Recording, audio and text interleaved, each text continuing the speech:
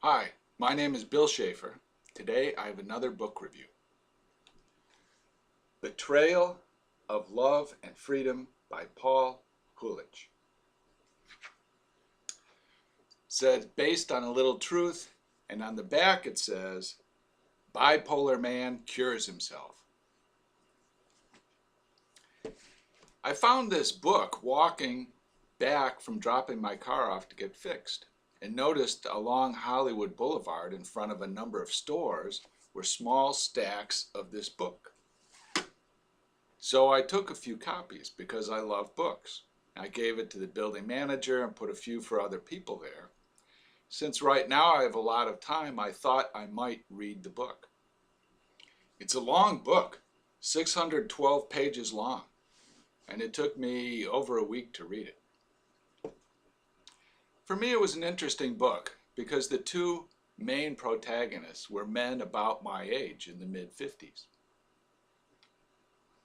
Now, the structure of the book is first you're introduced to the first main character for several hundred pages.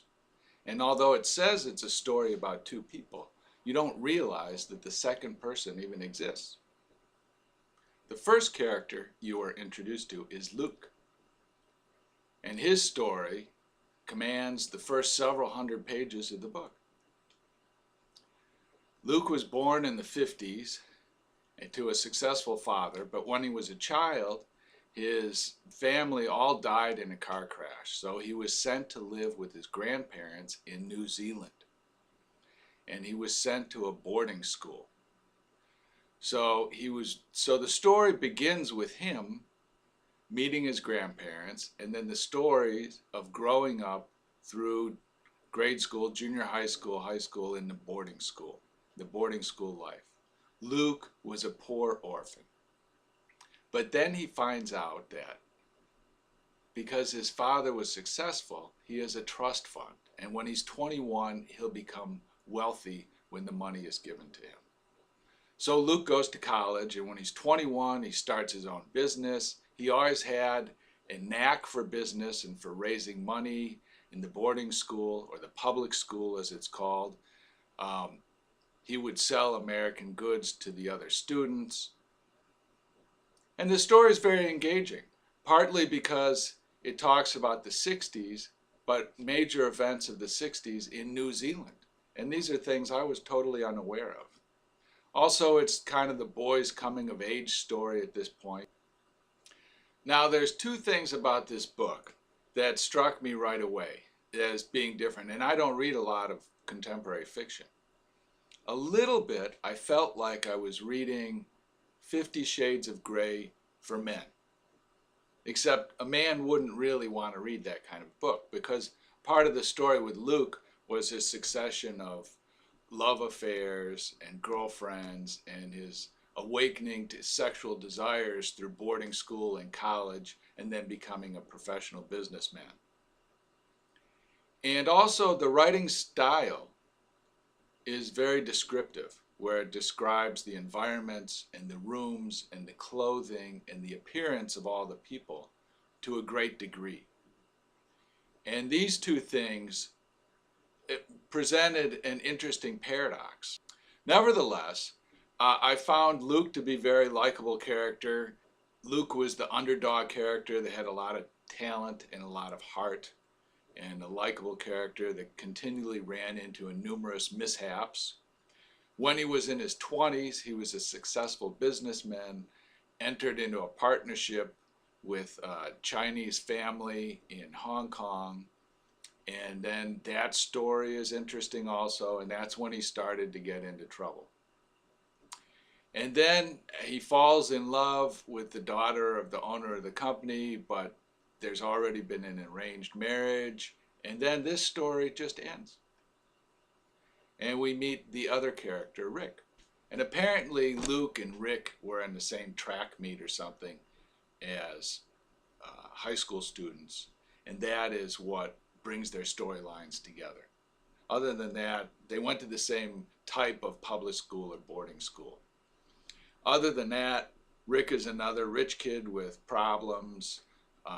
It's family problems in the family business with his wife and he's very successful and has a big family compound that he's built, but he has what's called a nervous breakdown or a depressive episode, and he just kind of loses it, totally loses it, is eventually committed to an institution. He signs himself in, signs away all his rights. He's given a lot of medication. He's given SSRIs, I believe, I don't know, lithium and different types of medication.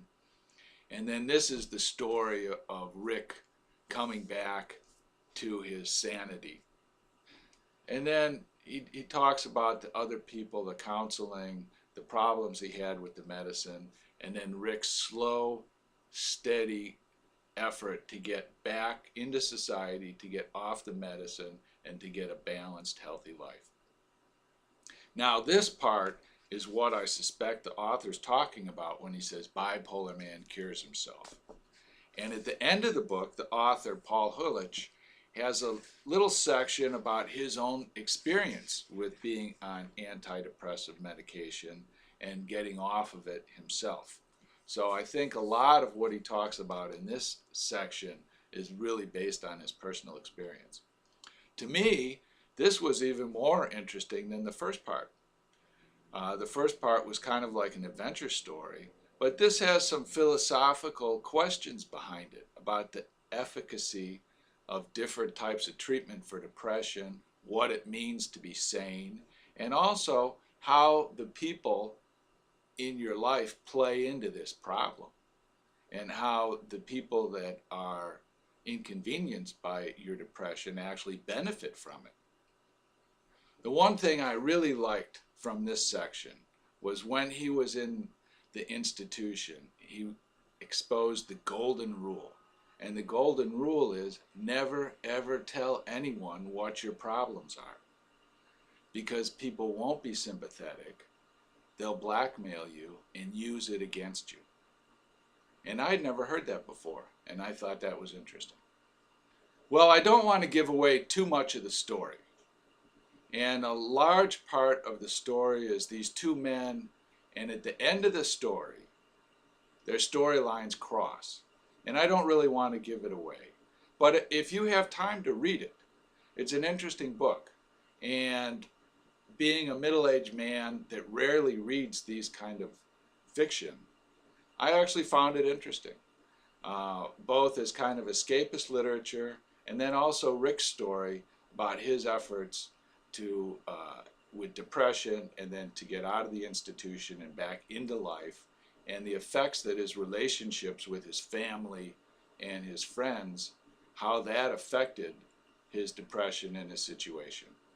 All in all, a book I did not expect to finish, and I got drawn into reading it, and I finished the whole thing, all 612 pages. Took me a little while.